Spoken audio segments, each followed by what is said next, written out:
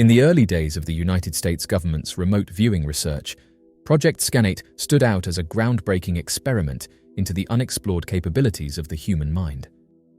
Conducted under the guidance of intelligence agencies, it sought to determine whether specially trained individuals could use extrasensory perception to perceive locations, objects, and events far removed from them in space and time. While much of what came from these experiments remains shrouded in secrecy, one incident described in declassified CIA documents has become a key example for those who believe the program's shutdown had less to do with a lack of results and more to do with the uncomfortable truths it revealed. During one of the remote viewing sessions, a participant was given only minimal information about their target. As the session progressed, their focus unexpectedly shifted toward a location that was later confirmed to be a highly classified National Security Agency facility, one that was not publicly acknowledged at the time. Without realizing the sensitivity of what they were perceiving, the viewer reported their impressions in vivid detail. They described the facility's architecture, the arrangement of workspaces, and a particular secured room. Inside this room, they perceived a locked metal file cabinet, its drawers holding numerous manila folders. The remote viewer's attention seemed to settle on the labels inside those folders. With clarity that startled even the session monitors, the viewer began to read aloud code names and project titles printed on the tabs. At the time, those monitoring the experiment did not immediately recognize the significance of the information. However, once the transcripts were reviewed, the code names were quietly checked against classified records. To the astonishment of those with the clearance to verify them, the details matched exactly, down to the order of the files within the cabinet. This accuracy raised serious concerns within the intelligence community. While the initial purpose of Project Scanate was to explore the potential of remote viewing for national security purposes, this incident demonstrated that a skilled viewer could unintentionally penetrate highly restricted facilities and access information that was never meant to be exposed outside secure channels. The potential implications were staggering.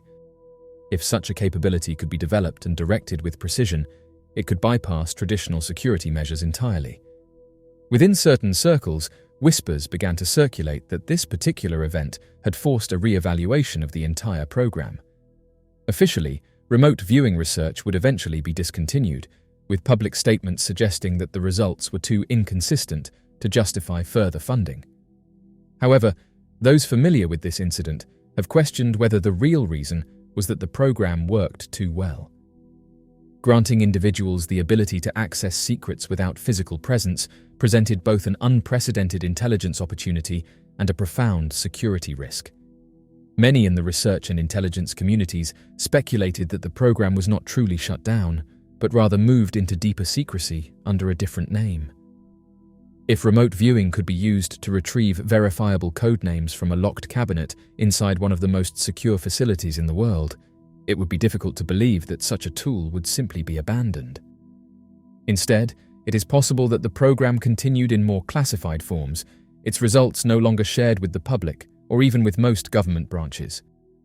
Supporters of the program have argued that, beyond its intelligence potential, remote viewing could have tremendous benefits for humanity. If the mind could transcend physical barriers to perceive distant events, it could be applied to humanitarian efforts, such as locating missing persons, predicting natural disasters, or uncovering hidden archaeological sites.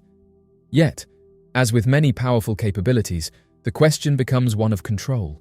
Who decides when and how it is used, and who ensures that it serves the greater good rather than narrow, secretive agendas? The locked file cabinet incident within Project Scanate remains one of the most striking examples of verifiable, high-value intelligence being gathered through non-physical means. It stands as a reminder that the human mind may have abilities far beyond what conventional science has acknowledged. Whether the program truly ended or simply vanished into deeper secrecy, this case suggests that at least once in history, a person sitting in a quiet room was able to see into one of the most secure places on Earth and return with information that no one outside its walls should have known. For those who study such phenomena, this moment continues to fuel debate, not about whether remote viewing is real, but about the implications of its reality. The unanswered question is whether humanity will ever openly embrace and refine this ability, or whether it will remain in the shadows, known only to a select few who decide what the rest of the world is allowed to see. In the history of United States intelligence work, few programs have sparked as much intrigue and controversy as the military's remote viewing experiments. Conducted under various code names such as Project Grill Flame, Sunstreak, and later Stargate, these initiatives sought to determine whether human perception could transcend physical barriers and gather information from far-off locations using only the mind. While skeptics have often downplayed the results, there are several sessions that stand out as striking examples of precision, accuracy, and verifiable intelligence, cases that still inspire debate today. One of the most notable of these occurred in 1979, when Joseph McMoneagle, a former US Army intelligence officer and designated remote viewer, was tasked with examining a Soviet naval construction site in Severodvinsk. Without being told what he was looking at, McMoneagle began to describe a massive vessel taking shape. His account was highly specific. The craft had a double hull, an unusually wide beam, and missile tubes positioned forward of the sail, details unlike any known submarine at the time. He also noted its extraordinary size, hinting that it was unlike anything the Soviets had previously built. Months later, satellite imagery captured the first confirmed images of the Typhoon-class submarine, the largest ever constructed, and its dimensions and features aligned closely with McMoneagle's account.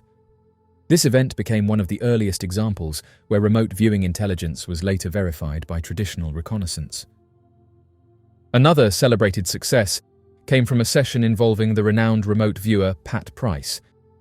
His target was a secret Soviet radar installation deep within Siberia, later known as the Krasnoyarsk radar. Price described the site as containing towering, unusual antenna structures rising above the tree line, surrounded by multiple support buildings. His sketches included distinctive details about the layout and positioning of the equipment. At the time, little was publicly known about the site. However, when satellite photographs later became available, they showed the antenna structures and surrounding facilities matching Price's descriptions almost exactly. This case was significant because it demonstrated how a remote viewer could gather not just general impressions, but precise technical details about a location thousands of miles away. In 1981, the program was tasked with exploring intelligence reports suggesting that Libya might be constructing an underground military installation. Multiple viewers participated, each working independently. Their perceptions described a hidden airstrip, along with underground hangars designed to conceal aircraft from aerial detection. The descriptions were unusual because they suggested significant engineering efforts to mask the facility from reconnaissance. When reconnaissance flights were eventually conducted over the area, they confirmed the presence of both the airstrip and underground structures remarkably similar to what the remote viewers had reported. Joseph McMoneagle was also involved in another mission concerning the location of a downed Soviet Tu-22 bomber in Africa. This aircraft had reportedly gone missing, and finding it was of great interest to intelligence agencies. McMoneagle described a dry, desert-like environment with a distinct river bend nearby. He mentioned wreckage partially buried under sand, which had been obscuring it from view. Subsequent searches led to the discovery of the bomber in a region that matched his descriptions, including the geographical markers he had noted. For many in the intelligence community, this was a particularly compelling case because it demonstrated how remote viewing could be used to locate tangible physical objects in the real world. Perhaps one of the most famous sessions came earlier, in 1974, when Pat Price was assigned to focus on a secret Soviet research and development complex in the Ural Mountains. With little information, Price began to describe the movement of massive objects by large gantry cranes along tracks. He suggested these objects could be components of advanced missiles or other large-scale military hardware. His drawings of the facility, including the cranes and their arrangement, were detailed and specific. When satellite imagery later revealed the site, the photographs showed enormous gantry cranes identical in appearance and positioning to Price's depictions. These sessions, taken together, paint a striking picture of a capability that seemed to defy conventional limitations. In each instance, the remote viewers worked under conditions where they were provided little to no front-loading information, meaning their perceptions could not be shaped by prior knowledge. Yet their accounts were later corroborated by hard intelligence from satellite imagery, reconnaissance flights, and on-the-ground discoveries. For the participants, These successes validated the idea that the human mind could access information across great distances without any physical contact. For the agencies overseeing the projects, however, the implications were more complex.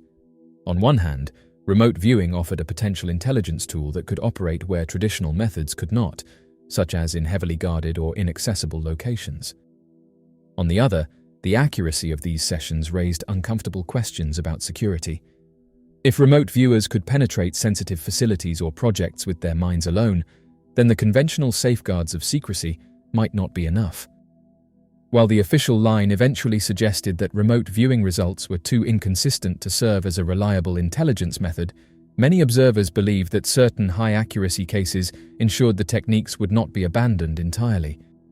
Instead, some suggest that the research continued under different classifications, further removed from public oversight.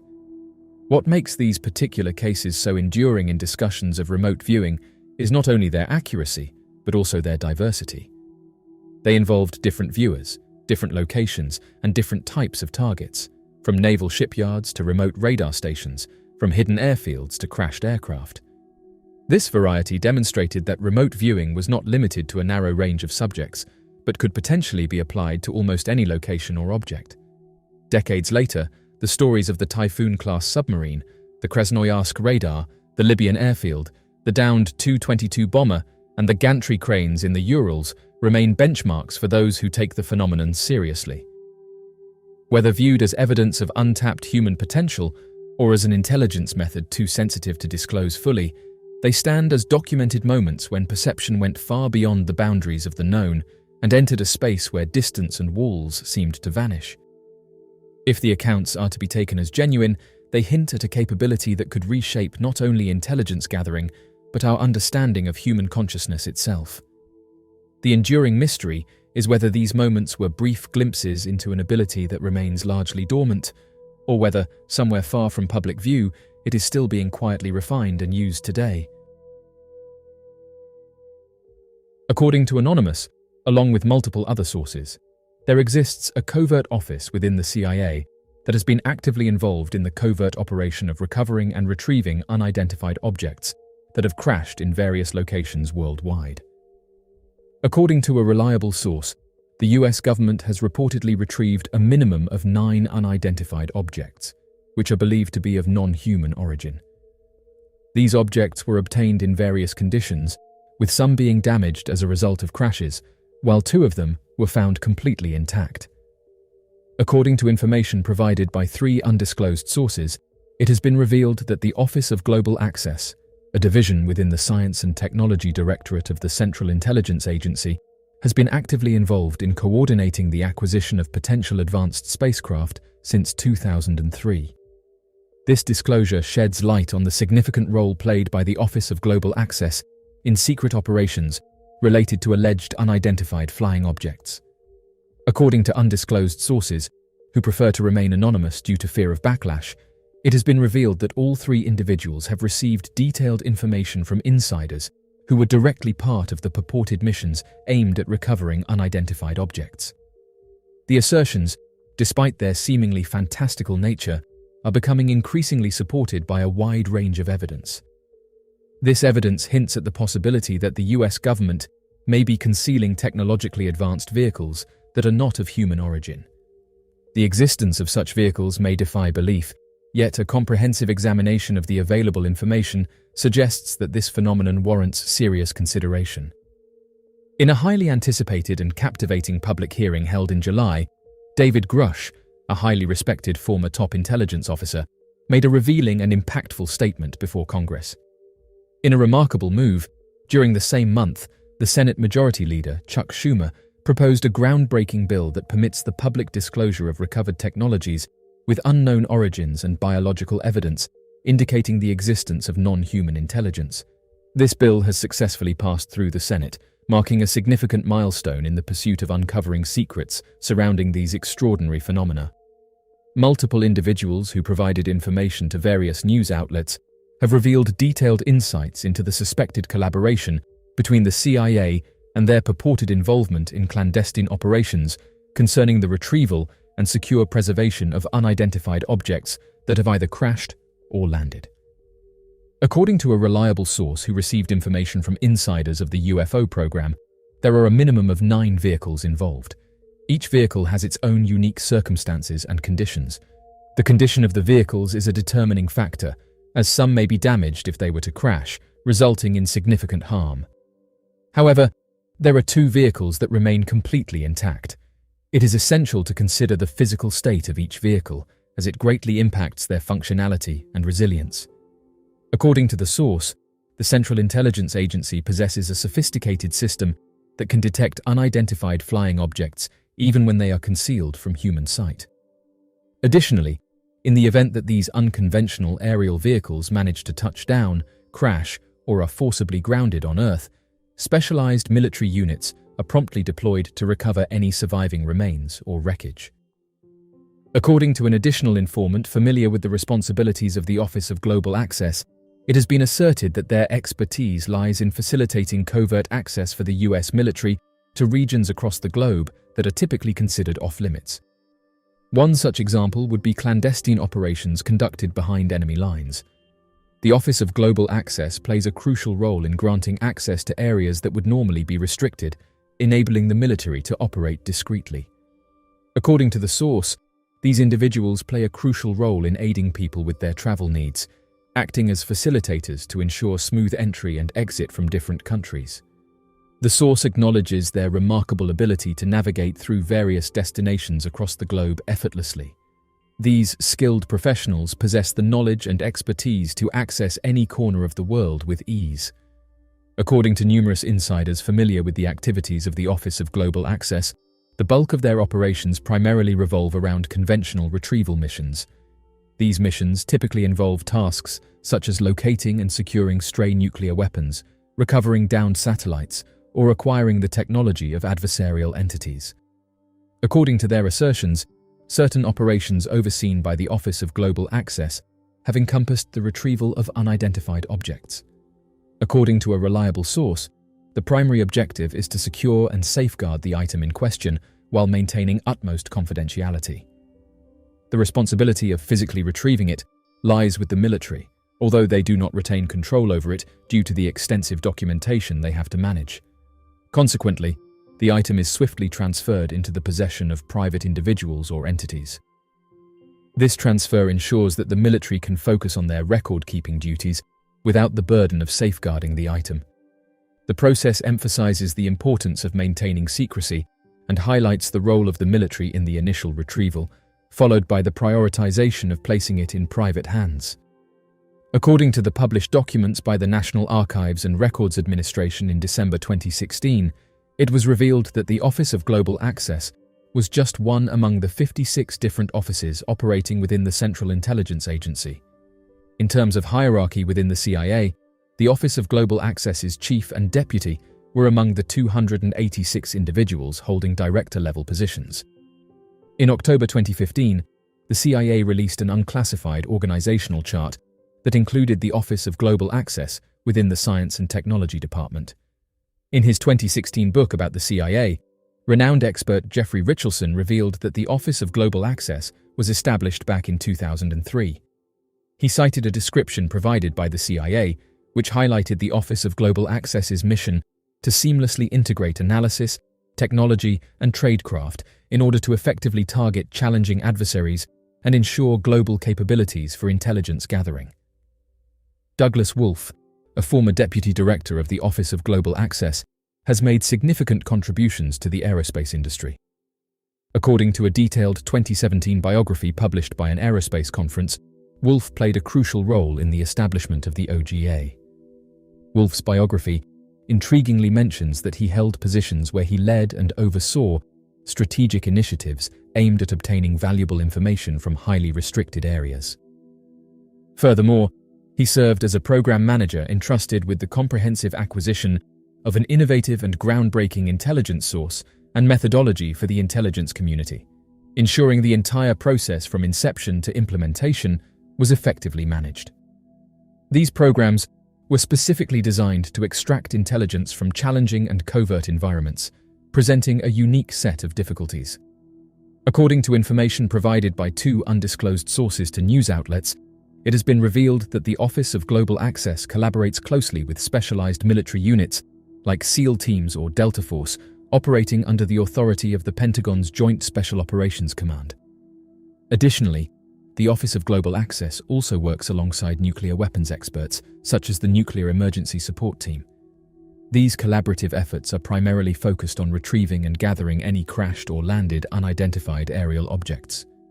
However, a different individual, who has provided detailed information to members of Congress regarding purportedly recovered crash incidents, contradicts the claim that the Nuclear Emergency Support Team had participated in any of these operations.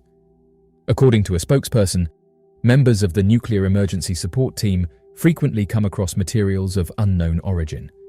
It is worth noting that one of the primary objectives of this team is to assist in identifying the source of nuclear substances intercepted outside of regulatory oversight or employed in the construction of nuclear devices. This task involves extensive investigation and analysis to determine the exact origins and purpose behind the utilization of such materials. Throughout its operational history, NEST has consistently reported a lack of any substantive information pertaining to unidentified aerial phenomena. According to a new interview with a former member of the SEAL team, they had participated in missions that were coordinated by the CIA. These operations aimed to retrieve valuable enemy weapons that had been left behind or lost. Additionally, the source mentioned that they were aware of fellow colleagues who had been part of similar missions, during which they discovered technology that appeared to be highly advanced. However, it is important to note that the technology they encountered was not necessarily of advanced origin. According to a credible source, it has been reported that the 24th Special Tactics Squadron, which is part of the Air Force Special Operations Command, stationed at Pope Field Army Air Base located in North Carolina, has played a significant role in the crucial task of securing areas where unidentified flying objects have reportedly crashed. According to insider information, it has been revealed that the Central Intelligence Agency frequently transfers the wreckage or materials obtained from various incidents to private aerospace contractors for further examination. This practice allows them to avoid strict government audits and provides an opportunity to protect and safeguard these materials under trade secret provisions. By involving private contractors, the CIA can ensure that comprehensive analyses are conducted without the constraints of government oversight. According to an informant who has disclosed their knowledge to Congress, the Central Intelligence Agency assumes the role of the portfolio manager or owner in the operation related to the retrieval of unidentified anomalous phenomena crashes. The Department of Energy's national laboratories act as materials analysis contractors in cases where recovered radioisotopes are implicated. However, it is important to note that their involvement extends beyond just radioisotope materials. On the other hand, in the aerospace defense industry, contractors are specifically entrusted with handling non-radioactive materials, excluding any recovered radioisotopes. They also work with intact spacecraft. It is worth mentioning that this distinction is crucial in ensuring proper management and safe handling of various materials within these sectors. Numerous credible sources have indicated that a significant number of individuals participating in these programs might not even be aware that they are engaging with advanced aircraft. This lack of awareness can largely be attributed to the stringent security measures and compartmentalization of information implemented within these highly classified initiatives. During his recent interview with podcast host Joe Rogan, whistleblower David Grush provided a fascinating anecdote that sheds light on the Manhattan Project engineers' lack of awareness regarding their work's ultimate purpose. Grush shared an example involving engineers who were involved in developing fuses for a top-secret project in the 1940s, only to later discover that these very fuses were incorporated into the devastating atomic bombs dropped on Japan.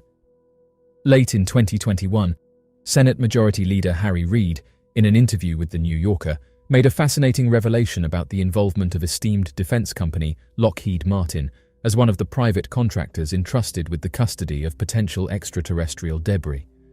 According to his testimony, he mentioned that he had been informed for an extended period of time about Lockheed's possession of certain recovered materials. As the majority leader, Reid played a pivotal role as a member of the Gang of Eight, a small and exclusive group of prominent lawmakers who were entrusted with access to the nation's most highly classified information. This information was deemed too sensitive to be shared widely among other members of Congress. According to the individual in question, despite his affiliation or status, he was not granted entry or permission to these purported initiatives. In 2008, Senator Reid played a significant role in establishing a fresh department within the Pentagon specifically dedicated to investigating unidentified flying objects. The main objective of this initiative was to thoroughly examine the recurring reports from US military pilots and personnel regarding peculiar sightings in both the skies and the seas. This newly formed UFO investigation office aimed to delve deeply into these incidents, leaving no stone unturned. In June, Grush, a former high-ranking intelligence officer, made a significant revelation regarding his tenure at the Pentagon's UFO office.